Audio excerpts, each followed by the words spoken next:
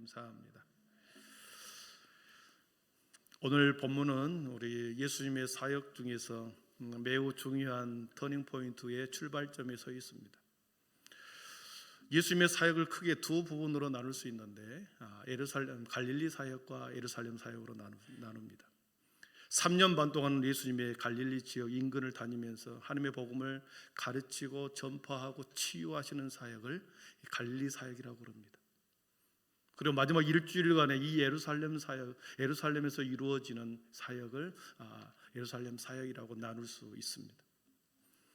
이 두 사역의 분기점, 중요한 터닝 포인트가 지난주에 우리가 보았던 예수님이 새로운 사역으로 나아가기 위해서 제자들에게 과연 이제 갈릴리 사역을 다 끝내고 예루살렘 사역으로 나아갈 수 있을 것인가?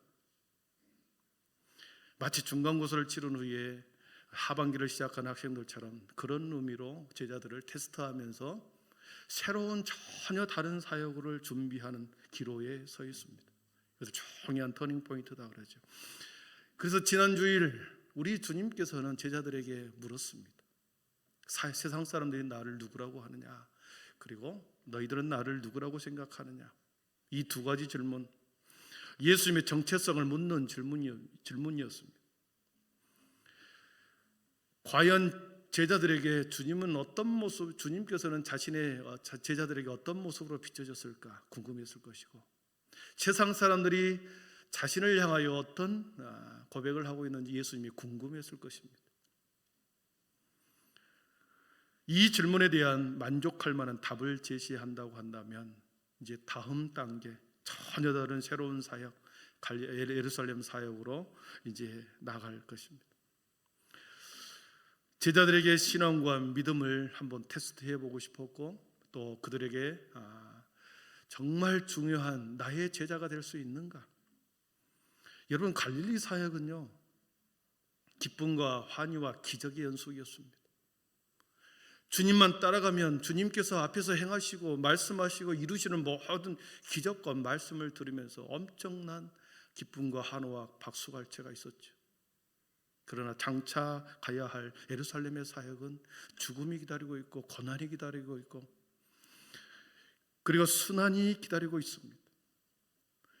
그 예루살렘으로 들어가야만 완전한 제자, 완전한 구원의 완성을 이루기 때문에 과연 여기까지 제자들이 따라올 수 있는가? 믿음을 테스트하고 싶었던 것이죠. 이 질문에 대해 베드로 사도는 100점 만점에 100점을 받았습니다. 주는 그리스도이십니다. 주는 그리스도시여 살아계신 하나님의 아들이십니다. 크리스토스라고 하는 이 단어, 참된 구원자, 메시아다. 기름 부음 받는 자다. 하나님의 뜻을 이룰 그 기름 부을 자다. 주는 그리스도이십니다. 그리고 다른 이방신들처럼 죽은 신이 아니라 살아계신 하나님이십니다. 영원 불변하시고 언제나 존재하시는, 어디서나 존재하시는 하나님의 아들이십니다. 지난주에 우리는 이것을 살펴보았습니다. 신성, 하나님의 본성, 하나님의 신의 성품을 입으신 예수님을 하나님의 신의 성품에 하나님의 본체로 고백한 베드로 사도의 고백을 듣고 100점 만점에 100점을 준 거지. 예수님에 대해서 어떻게 인식하고 입술로 고백하느냐에 따라서 저와 여러분의 신앙이 세상 많은 사람들 중에 여러 현자 중에 한 사람으로 고백할 것인가? 아니면 사람의 아들로 고백할 것인가? 아니면 진정한 참된 메시아, 진정한 구원자로 우리가 인식하고 고백하고 받아들일 수 있을 것인가?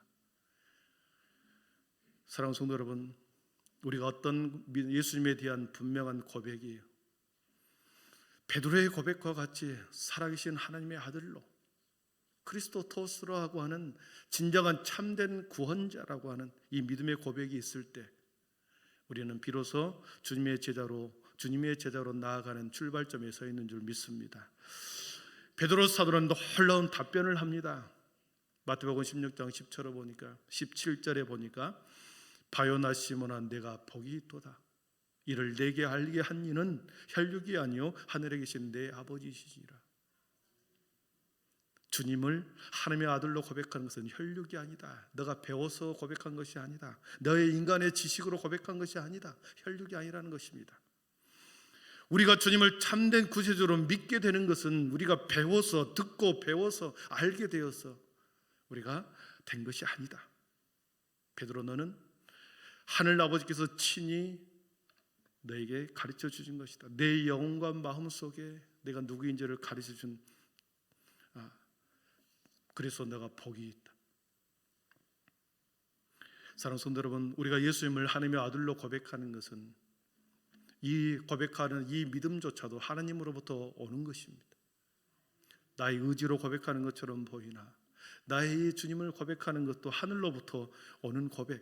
그래서 혈육이 아니라 하늘에 계신 내 아버지다. 이것을 알게 하시는 이는 하늘 아버지께서 알게 하신 것이다. 그렇습니다. 저와 여러분의 안에 속에는 선한 것이 하나도 없습니다. 언제나 죄악투성이죠. 선한 것 하나도 없기에 우리가 볼 수 없고 깨달을 수 없는 거죠. 우리의 지식으로 살아계신 하나님을 아들로서 고백할 수가 없습니다. 혈육도 아니고 우리의 지식과 배움도 아닙니다. 오직 하늘 아버지께서 예수님의 영과 믿음을 저와 여러분들에게 주셨기 때문에 우리가 이렇게 고백할 수 있는 거죠. 그렇기 때문에 은혜요 하나님의 선물이 우리의 믿음인 것입니다. 베드로 사도의 이 고백은 지난주에 보았듯이 생명을 내어놓는 고백이다 그랬습니다. 황제의 권위가 또 황제의 숭배가 가득한 가이사랴 빌립보 지방 안에서 이 고백을 한다는 것은 자신의 생명을 내어놓은 고백이다 그랬습니다. 누군가가 이 고백을 듣는 순간 한순간에 잡혀간다 그랬습니다. 곧 베드로 사도와 제자들이 고백하는 것은 자신의 목숨을 내고 우리 주님이 누구인가를 분명히 고백했던 그 고백을 듣고 우리 주님은 예루살렘 사역으로 나아갈 수 있는 동력을 얻게 된 것입니다. 사랑하는 성도 여러분, 이제 예루살렘 사역으로 점점 나아갑니다. 마지막 예수님의 사역, 마지막 그 사역을 위해서 나아갑니다. 예루살렘 사역이 너무나도 크고 힘들고 무섭고 고통스러운 것을 주님은 아셨기 때문에 먼저 3명의 제자들을 택하여 그들에게 신비한 기적을 보여줍니다. 신비한 체험. 오늘 2절을 한번 보겠습니다. 2절을 보시면 같이 한번 읽어보겠습니다. 엿새 후에 예수께서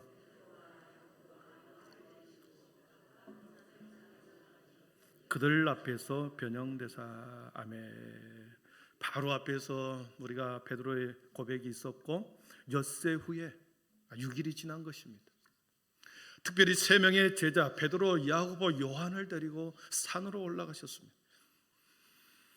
테스트가 끝난 후에 이 예루살렘 사역으로 가기 전에 한 번 더 그들의 믿음을 강화시켜 주기 위해서 신비한 경험, 신비한 체험을 3명에게 해주는 거죠.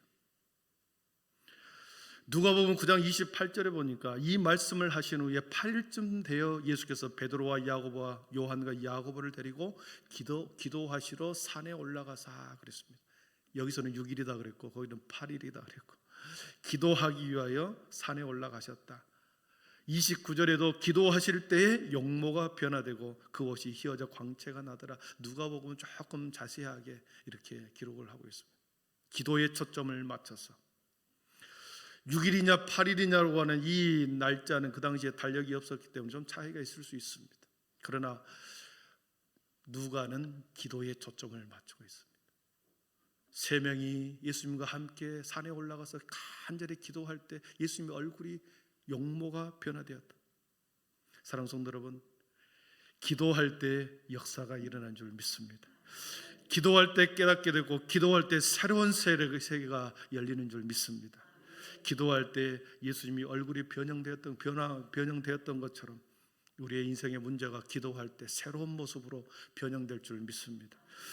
3명의 제자들에게 보여준 신비한 체험은 여러분, 예수님께서 자신의 얼굴을 그동안에 예수님의 얼굴이 2개였다는 것을 감추고 살으셨습니다. 그런데 곳곳에서 예수님의 얼굴이 2 얼굴이라는 것을 보여준 적은 있습니다. 여러분, 예수님의 얼굴이 2개의 얼굴이었다는 거 아십니까? 이 사실을 보여주기 위해서 시각적인 이미지와 청각적인 이미지를 오늘 세 명의 제자들에게 보여주면서 내가 감추었던 하나님의 아들이었다. 비로소 자신이 하나님의 아들이신 것을 오늘 보여주십니다. 여러분, 신앙생활에서 신비한 체험은, 기적의 체험은 매우 중요합니다.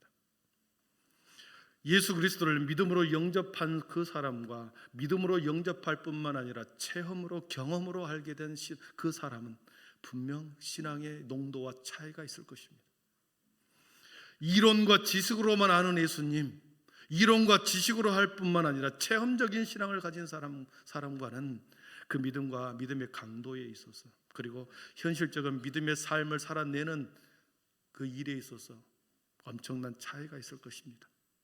기독교는 그래서 신비의 종교, 기적의 종교라고 말합니다. 신비와 비밀스러움이 없다면 그것은 과학이고 이성을 뿐이고, 기독교는 모든 신비와 기적을 그대로 인정하고 받아들이는 종교입니다. 이 신비와 비밀은 한 사람의 믿음을 더욱더 확신시켜주고, 그리고 사명을 다시 한번 더 분명하게 해주는 것이 우리의 기적과 신비의 체험이라는 거 하는 것입니다. 신비는 그리고 장차 고난을 준비시키시고 대비시키시는 매우 중요한 하나님의 방편입니다. 신앙생활에서 신비의 체험과 기적의 체험, 그 중심에는 항상 예수 그리스도가 중심이 되어 있어야 한다는 것입니다.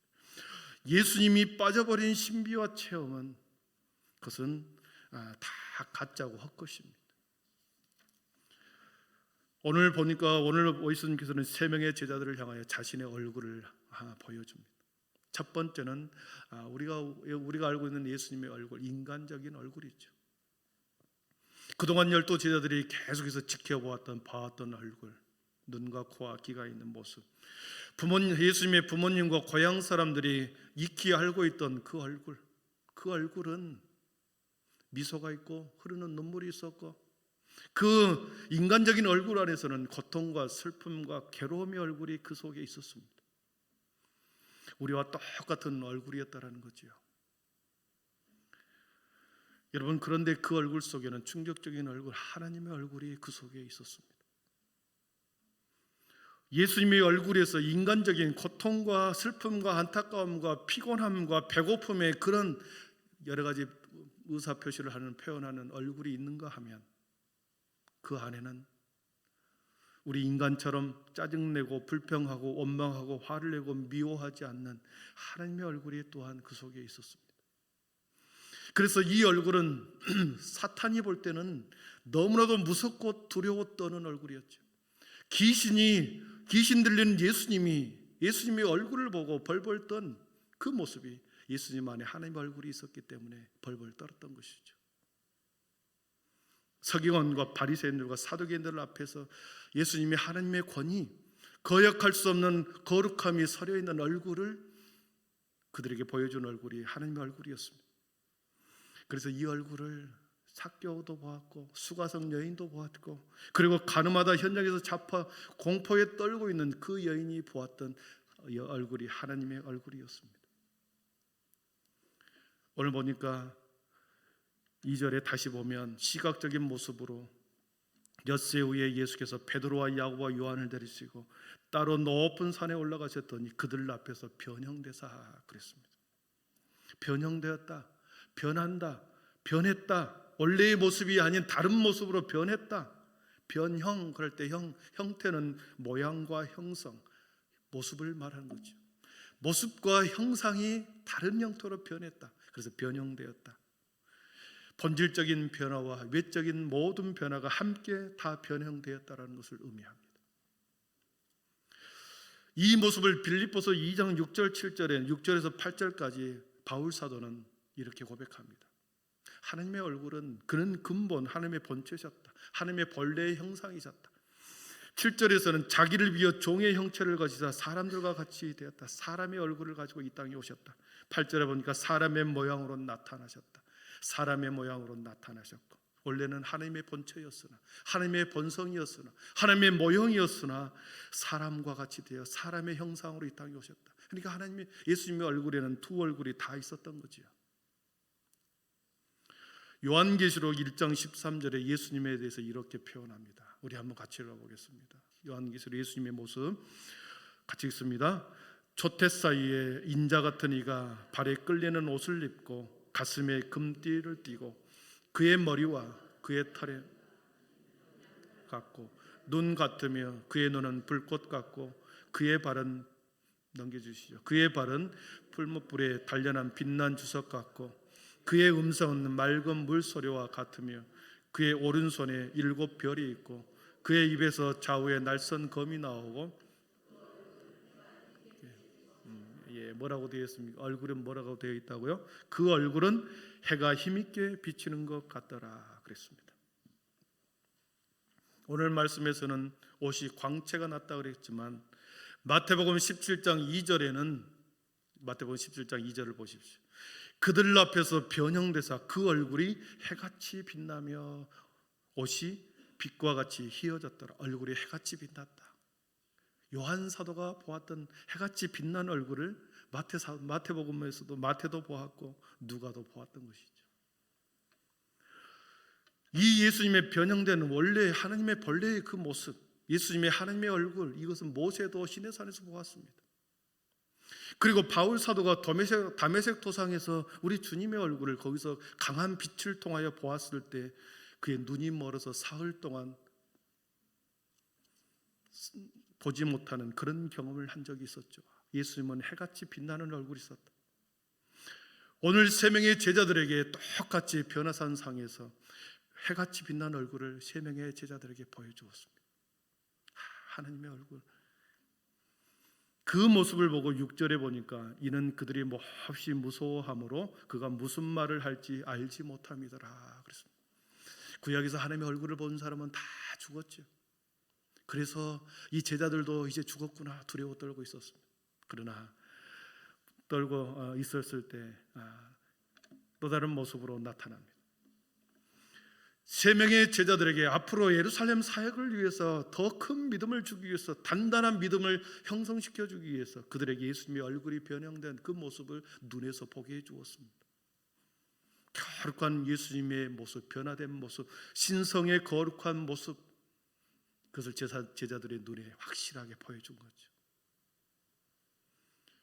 거기로만 끝난 것이 아니었습니다. 시각적인 그 모습뿐만 아니라 이제는 청각적인 목소리로 이 예수가 하나님의 아들인 것을 성경에는 또한 기록합니다. 우리 7절을 같이 읽어봅니다. 7절입니다. 마침 구름이 와서 그들을 덮으며